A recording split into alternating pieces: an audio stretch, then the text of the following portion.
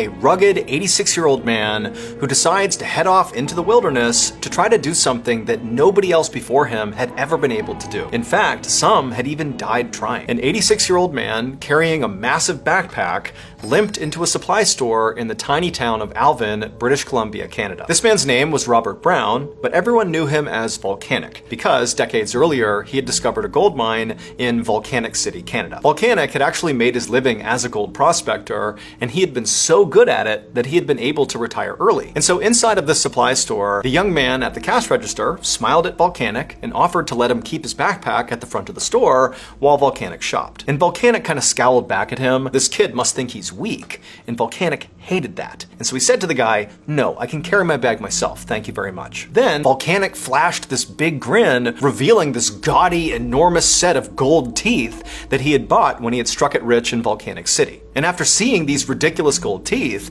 the clerk looked very taken aback, which was exactly what Volcanic wanted. He asked Volcanic if he was going camping by the Pit River that ran through town. But Volcanic said no, he was going to the Pit River first, but he was going to hike all the way along the Pit River, go through the mountains to another body of water called Stave Lake. Volcanic said he was going there because there was a hidden gold mine he was going to explore. Volcanic watched with delight as the clerk's eyes got wide. Volcanic knew most people, especially in this area, thought this gold mine was a total myth. And sure enough, he said to Volcanic, like, "Hey, you really ought to reconsider going there." The clerk said he had seen plenty of people come through his shop on the way out to go try to find this mine, but nobody ever came back saying they had found it. In fact, he said that some of these people didn't come back at all. At least 2 people had died because the hike to Stave Lake was miles and miles through extremely dangerous terrain. Volcanic waited until the clerk was done lecturing him, and then he leaned over the counter and he whispered to the kid that he was different. He had a secret that would allow him and only him to find that mine successfully. And when he did, he would come back to the store and he would lay the gold down right on the counter just to prove it to him. Then Volcanic left a handful of cash on the counter, he gathered up his supplies, flashed one more gold-toothed smile, and then made his way out the door. A few hours later, Volcanic hiked uphill along the rocky banks of the Pit River. He'd only covered about 5 miles so far. He already felt totally cut off from civilization. The Pit River was about 1,000 feet across, and it was surrounded on either side by a thick forest. Volcanic kept on hiking uphill, staying close to the shore's edge, until the sun began to set. And by that point, the trees on the left had begun to thin out, and Volcanic was finally able to see kind of far out beyond in the direction he was going. And he saw off in the distance there were all these mountains. And as soon as he could see these mountains, he pulled out his journal and he flipped to the last page and he studied the page and then looked at the mountains and he smiled. It was going to take weeks to reach the gold mine, but he knew he was going the right way because on that last page of his journal was a map. This map was the secret that Volcanic had told the store clerk about. It was the thing that was going to allow Volcanic to reach that gold mine where so many others had not. Volcanic had actually drawn the map himself several years ago. Back then, he'd been panning for gold in northern British Columbia when he had run into this indigenous woman in the forest. And this woman was deathly ill, and so out of the kindness of his heart, Volcanic had given this woman some healing herbs and then stayed with her for days until she was nursed back to health. And this woman had been so grateful to Volcanic that she had told him a secret. She told him that the legendary gold mine out near Stave Lake was absolutely real. And she said she knew this because her father was friends with the guy who discovered it. The man's name was Slumac. And she said he would go into the wilderness for days at a time, and then when he came back home, he'd come bearing these huge gold nuggets as big as chicken eggs. And not only did this woman tell Volcanic about this mine, she gave him directions to it. And so as she did, Volcanic took notes in his journal and then used those directions to construct the map. However, before Volcanic parted ways with this woman, she gave him a warning. Right before he died, she said Slumac put a curse on the mine. And so now, if anybody tried to reach the mine, the forest itself would stop them. And so now, standing in a clearing beside the Pit River, Volcanic thought back to that warning. He wasn't afraid of what she said, but just to be safe, he figured he would spend as little time as possible in the forest, and anytime he needed to pitch his tent along this journey to the mine, he would do so as far away from the tree line as he could. This was actually Volcanic's second attempt at trying to reach this gold mine. 5 years earlier, he had attempted this exact same hike. On that attempt, Despite Volcanic reaching the shores of Stave Lake, which apparently was right near the entrance to this gold mine, he had to stop because he got a severe case of frostbite on his left foot. That frostbite had caused 3 of his toes to die and rot, and so Volcanic had to amputate all 3 of them with his pocket knife right there out in the wild. No anesthetic, nothing. And so this is why Volcanic had to turn around on that attempt, and it's why he now walked with a limp. And Volcanic had to admit that the fact that he had been forced to literally cut off his own toes did make it seem like he had become a victim of Slumac's curse. But he also knew that it didn't take a curse to make the Canadian wilderness dangerous. He just should have worn thicker socks. Just then, Volcanic heard a twig snap somewhere outside of his campsite in the darkness. And so instinctively he shot up, he grabbed a shotgun, and he turned towards the sound, half expecting a bear to come charging out of the woods. But after standing there for several minutes, nothing came out of the forest, and eventually all Volcanic could hear was the gentle sound of his fire and the river. The forest was totally still. As his heartbeat slowed down, Volcanic told himself that, the sound he heard must have just been a rabbit running through the forest, nothing to worry about. And so he lowered his gun and steadied his breathing, and he looked at his fire and he gave half a thought to just leaving his campfire burning, just in case he heard something else, he'd have some light to go out and see what it was. But he thought he was being kind of paranoid, and so he grabbed some water and put out the fire, engulfing him in darkness, and then he climbed into his tent and fell asleep. The next morning, Volcanic got up at sunrise, packed up his tent and his camping gear, and then hiked all day long. And he did this day in and day out, dragging his left foot behind him for over a month. He finally arrived at the shore of Stave Lake, the same place he'd been when he'd had to amputate his own toes. But this time, he was able to keep on going. Volcanic hiked all the way to the opposite side of Stave Lake, and he came to a stop to take in the view. Surrounding the lake were all these huge rolling mountains, and in one spot, Volcanic noticed the mountains dipped down and formed a natural bowl in the earth that was filled with this gorgeous bluish-white ice.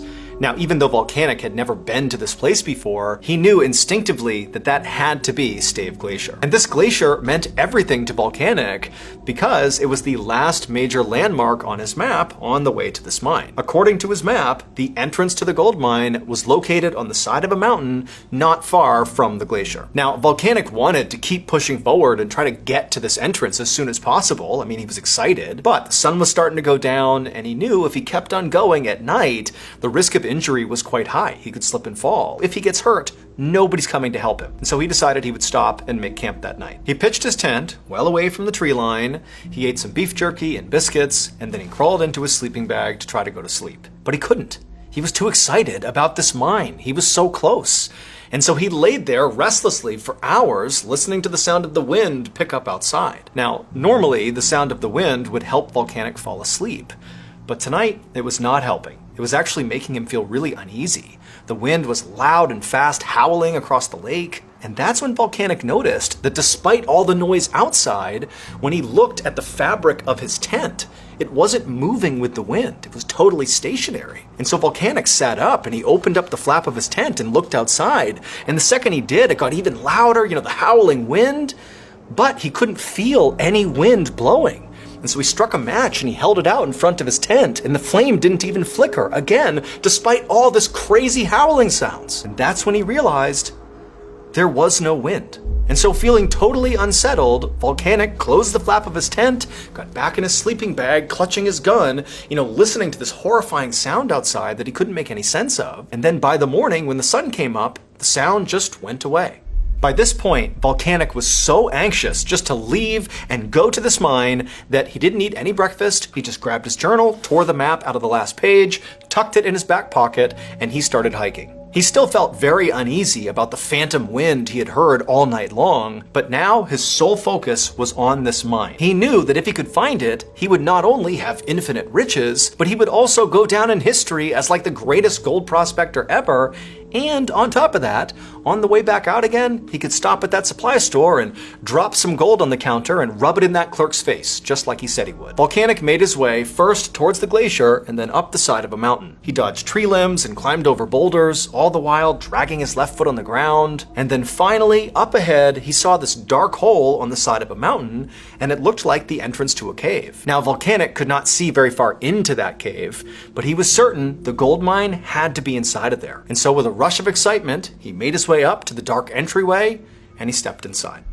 2 months later, on November 2nd, 1931, that store clerk back in Alvin looked out the front window of his store and watched the snow begin to fall. A blizzard was coming in, and all this clerk could think about was that strange old man with the gold teeth who had wandered off into the wilderness 3 months earlier. Now, the old man had told the clerk that he would stop by the store on his way out to prove he had found the gold. However, the man had not returned.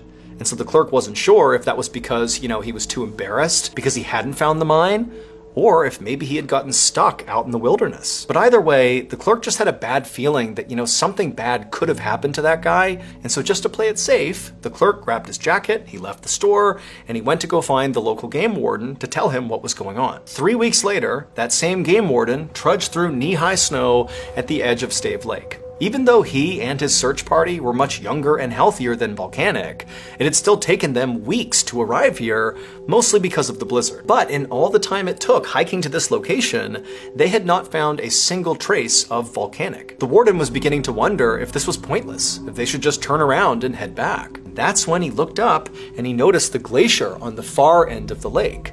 And in the snow near that glacier was this little pop of color. The warden pointed it out to his men, and they all began running towards it, and as they got closer, they realized what this thing was a tent that had collapsed under the snow. And then once they actually reached the tent, they shoveled off all the snow and sort of popped it back up, and they looked inside. But Volcanic was not in there. Instead, they found an empty sleeping bag, they found some cooking supplies, a shotgun, some ammo, and a journal that's last page was missing. But there was also one more thing that was inside of this tent. On the floor, right near the opening flap of this tent, was a glass jar. The warden picked it up, and he looked inside, and he gasped. Volcanic Brown was never seen again, and no explanation for what happened to him was ever uncovered. His body was never found, and there were no signs of struggle anywhere in or near his campsite. But the contents of that glass jar that was found inside of the tent proved that either Slumac's gold mine or Slumac's curse was real. There are 2 slightly different versions of what people believe was found inside of that jar. The first is that the jar was filled with huge nuggets of raw gold. If this is true, it means the gold mine did exist, and Volcanic must have found it before he disappeared. But the second version of what people say was found in that jar has a much darker meaning. In that version, when the warden held up that jar, he did see gold inside, but it was not gold from the mine. Instead, it was Volcanic's solid gold teeth. Almost 100 years have passed since Volcanic went missing, and still to this day, no one has ever successfully found the mine and lived to tell the tale. But to this day, people still keep looking for it, and so far, at least 33 people have either died or disappeared